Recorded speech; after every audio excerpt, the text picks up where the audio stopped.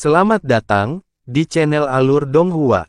Sebelum menonton, silahkan subscribe, biar Mimin tambah semangat update-nya. Han Li berdiri di udara dengan tangan terlipat di belakang punggungnya, jejak kenangan di matanya. Hembusan angin laut yang lembut menyapu wajahnya, dan angin membawa bau asin dan lembab yang menyengat.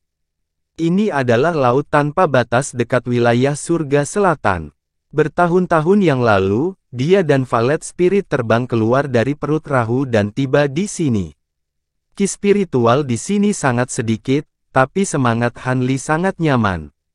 Ibarat seorang pengembara yang bertahun-tahun meninggalkan rumah, akhirnya kembali ke kampung halamannya setelah mengalami kesusahan dan kesusahan. Itu adalah semacam kedamaian spiritual yang tidak dapat digantikan oleh tempat lain manapun. Han Li menarik napas dalam-dalam beberapa kali, tapi dia tidak tinggal di sini lebih lama lagi. Dengan sekejap, sosoknya menghilang dan muncul kembali di udara di atas pegunungan.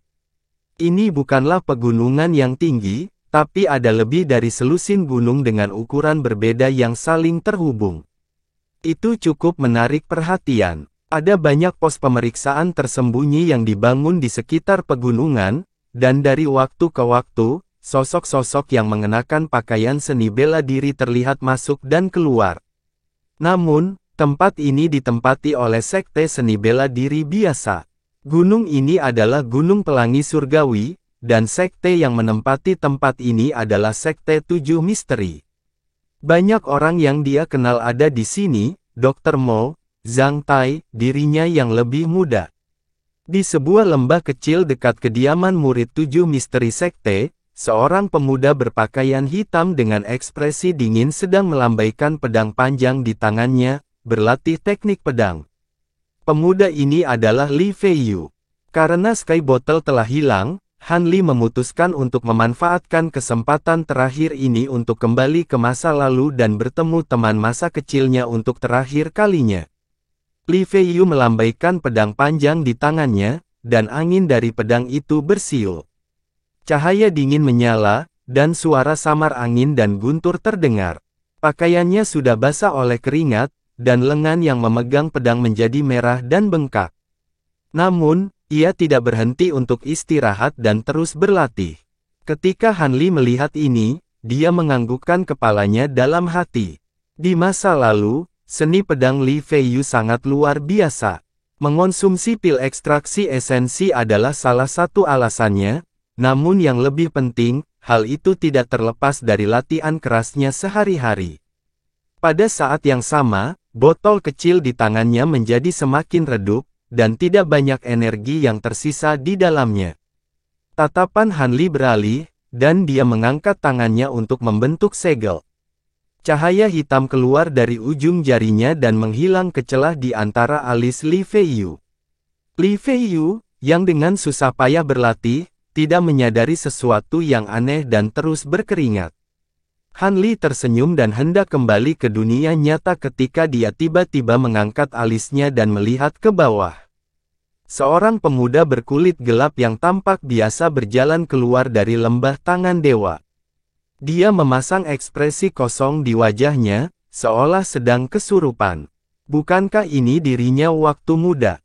Jantung Han Li berdetak kencang saat dia melihat ke depan.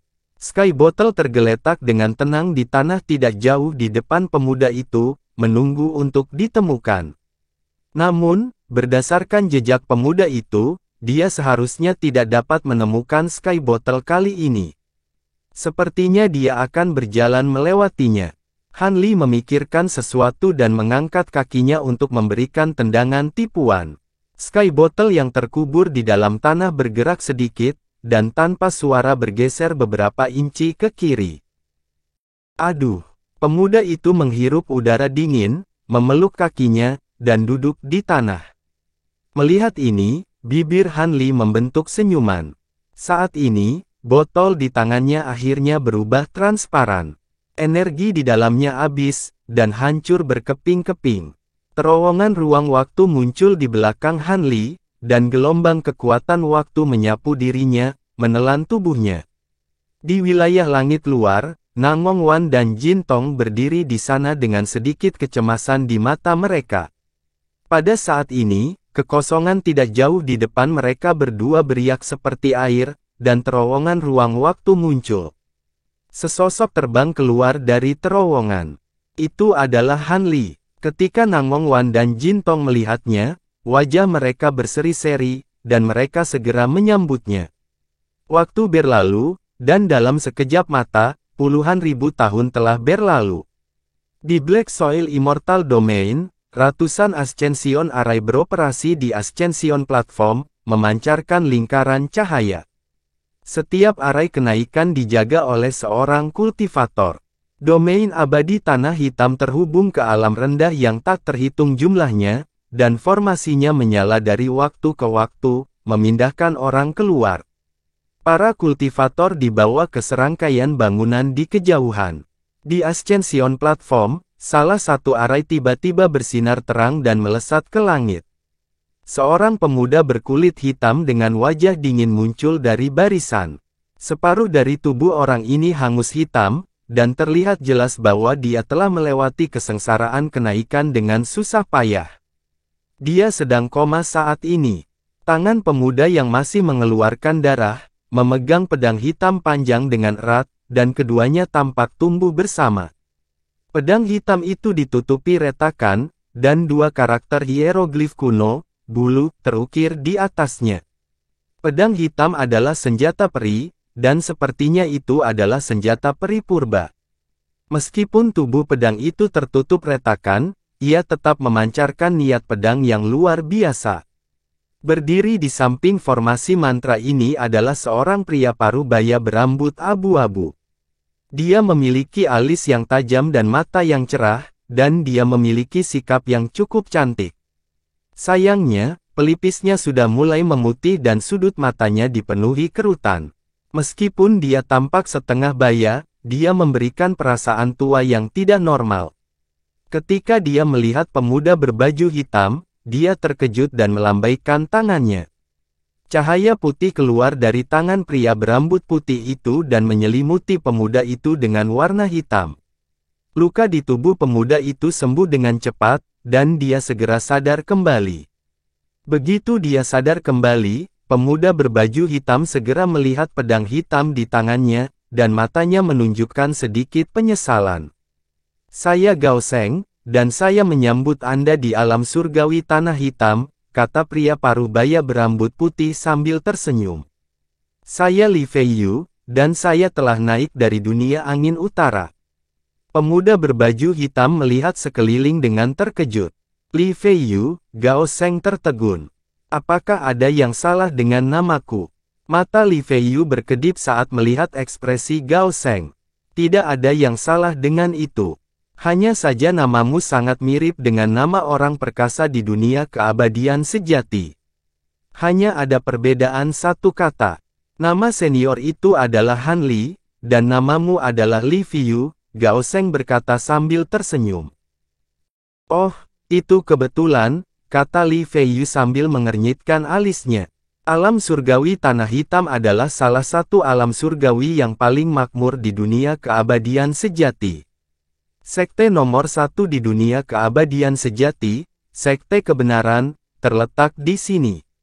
Saya utusan abadi dari Sekte Kebenaran. Sekte kami menyambut para kultivator seperti Anda yang telah naik dari alam bawah. Saya ingin tahu apakah Anda tertarik untuk bergabung dengan sekte kami. Gao Sheng menahan keinginan untuk melakukan ramalan dan mengundangnya sambil tersenyum. Saya baru saja naik ke dunia keabadian sejati, jadi saya tidak tahu banyak tentangnya. Sepertinya tidak pantas bagi saya untuk bergabung dengan sekte dengan tergesa-gesa. Saya ingin tahu apakah utusan abadi Gao dapat menjelaskan situasi di dunia dewa sejati bagiku. Li Feiyu tertegun sejenak, tapi dia bertanya dengan tenang. Tentu saja. Dunia dewa sejati tidak terbatas dan terbagi menjadi ribuan alam surgawi dengan ukuran berbeda. Alam surgawi tanah hitam adalah salah satunya. Setiap alam surgawi sangatlah besar. Dewa biasa tidak bisa keluar dari satu alam surgawi dalam hidup mereka.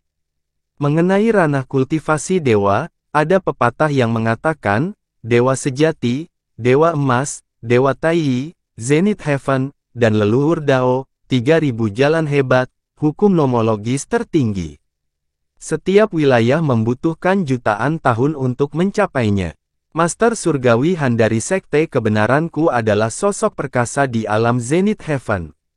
Dia juga orang nomor satu di dunia keabadian sejati, tapi karena, sosok perkasa dengan nama yang mirip dengan namamu yang aku sebutkan tadi adalah penguasa Surgawi Han. Ketika Gao Sheng berbicara tentang penguasa langit Han, wajahnya menampakkan ekspresi yang rumit. Tuan Surgawi Han, bukankah utusan abadi Gao mengatakan bahwa seniornya bernama Li Feiyu? Li Feiyu bertanya dengan heran.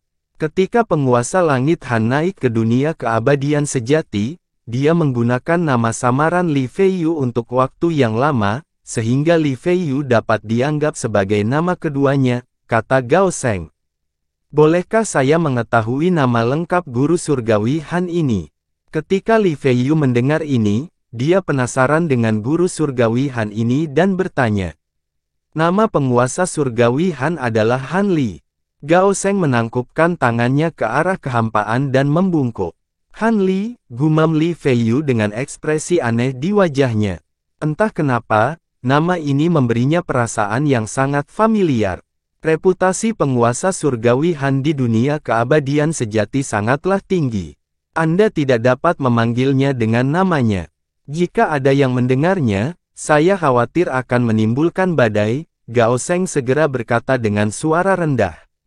Ya, terima kasih atas bimbinganmu, utusan abadi. Li Feiyu kaget saat mendengar ini. Dia melihat sekeliling dan hanya menghela nafas lega ketika dia melihat tidak ada yang memperhatikannya. Dia menangkupkan tangannya dan berterima kasih pada Gao Sheng. Perhatikan saja masalah ini di masa depan, rekan Li, kata Gao Sheng. Utusan abadi Gao, karena penguasa Surgawi Han ini adalah sosok perkasa di alam Zenith Heaven, mengapa dia menjadi orang nomor satu di dunia keabadian sejati?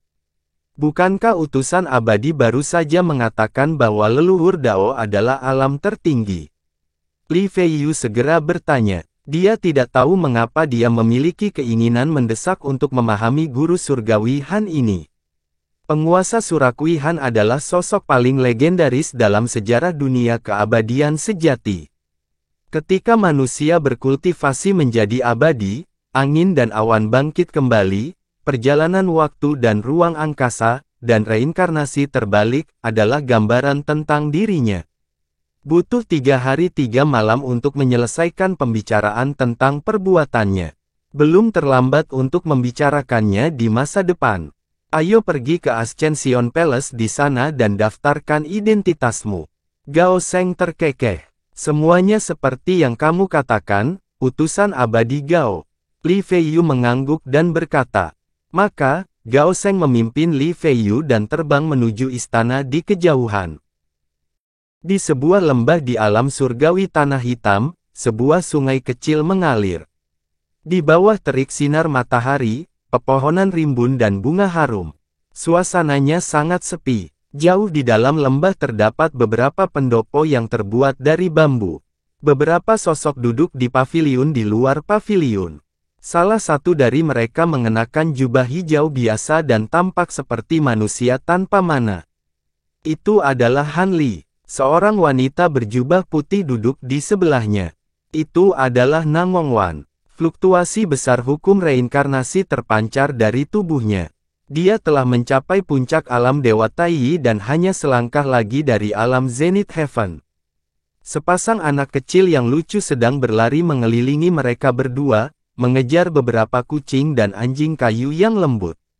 Kucing dan anjing kayu itu berlarian seolah-olah hidup, mengeong dan menggonggong, membuat kedua anak kecil itu terkikik tak henti-hentinya.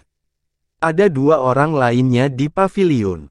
Dao Xie dan Valet Spirit sedang duduk berhadapan di meja batu, memainkan permainan catur. Han Li dan Nangong Wan sedang menonton dari samping. Dao Xie sedang duduk di kursi roda. Separuh tubuhnya anehnya menyatu dengan kehampaan di dekatnya. Dia berada dalam situasi yang mirip dengan Patriark Chen Tuan. Namun, ekspresinya tenang tanpa sedikit pun rasa cemas. Bidak caturnya beterbangan, dan bidak hitam di tangannya menempati area yang luas di tengah papan catur. Violet Spirit mengenakan gaun ungu panjang. Kultivasinya juga meningkat pesat. Dia telah mencapai tahap tengah alam Zenith Heaven. Potongan putihnya juga tidak lemah. Mereka dengan kuat menjaga keempat sudut dan membentuk pengepungan di sekitar potongan hitam di tengahnya. Bagian dalam dan luar paviliun dipenuhi dengan ketenangan, dan sinar matahari sangat lembut. Pada saat ini, mata Han Li tiba-tiba bergerak dan senyuman muncul di sudut mulutnya. Suamiku, apa yang terjadi? Perhatian Nangong Wan sebagian besar tertuju pada gadis muda itu. Dia memperhatikan perubahan ekspresi Han Li dan menoleh. Bukan apa-apa, reinkarnasi seorang teman lama telah naik ke alam abadi Tanah Hitam. Han Li tersenyum santai. Karena ini adalah reinkarnasi dari seorang teman lama, apakah kamu ingin aku memberi tahu saudari Yuan Yao dan memintanya untuk menjaganya? Yunangong Wan bertanya. Dia adalah orang yang berkemauan keras di kehidupan sebelumnya. Sepertinya dia masih sama di kehidupan ini. Tidak perlu mengganggu hidupnya. Kita akan bertemu lagi di masa depan. Han Li menggelengkan kepalanya dan berkata. Nangong Wan mengangguk sambil berpikir saat mendengar ini. Saat ini, langit cerah tiba-tiba menjadi gelap. Jarang sekali alam abadi Tanah Hitam mulai turun salju. Han Li berdiri diam di salju. Segera, tubuhnya ditutupi lapisan putih. Dia mendongak, tatapannya menembus lapisan ruang untuk mengamati seluruh alam abadi Tanah Hitam, serta alam abadi di sekitarnya. Di alam abadi yang tak terbatas, matahari terbit dan terbenam. Sesaat kemudian, Han Li memejamkan mata dan menghembuskan napas, meniupkan kepingan salju ke udara seperti bulu.